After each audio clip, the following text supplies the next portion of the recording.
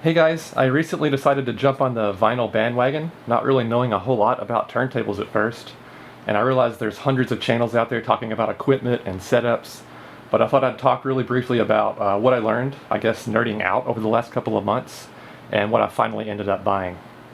So first of all, vinyl can sound good, but it takes a lot of work.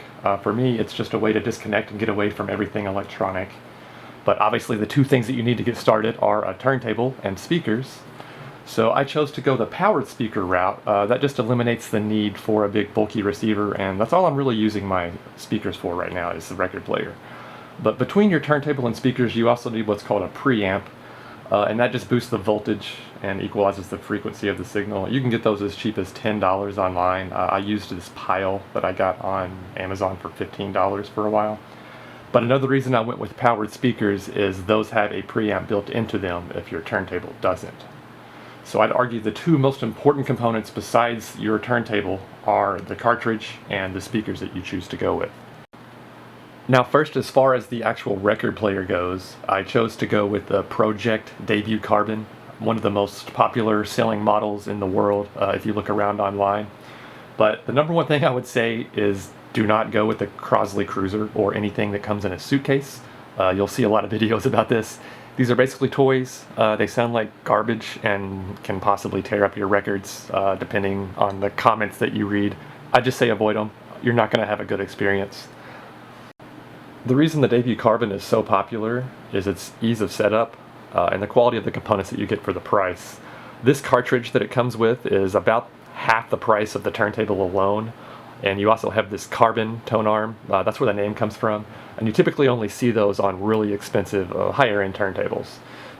This is a manual belt drive turntable. All that means is you have to manually flip the belt from the platter to the motor to play 45s, which I really don't have any of, so it's not a problem for me. This will pretty much stay in 33 RPM mode as long as I own it. And the other thing I'll say is don't mess with 78 RPMs. Those are pretty specialized, and a lot of people don't realize that actually requires a special stylus to play. I'd say don't go there unless you want to go deep into the collecting rabbit hole. Reason belt turntables are so popular is they're very low noise and they're very simple to set up. The disadvantage is you do have to replace the belt eventually, but that's not a big deal. If you choose to go with a direct drive turntable, probably won't notice any difference unless you have a very high-end sound system. A lot of people claim that direct drive introduces more noise. So on to the speakers. I chose to go with the Klipsch R-15PM. Again, these are powered monitors.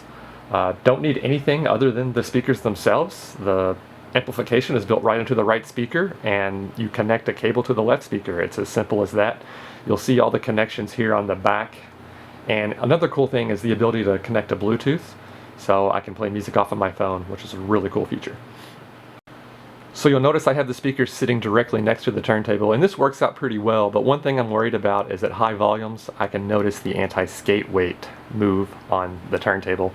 And that's my only minor complaint with this unit. The anti-skate weight is pretty bare bones. You'll notice it's literally just a weight on a fishing string.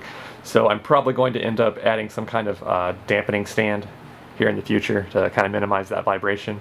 So again, this setup has worked out great. I love its simplicity and the way it sounds, and I'd recommend it to anybody. So we'll see how long it takes me to end up buying a subwoofer.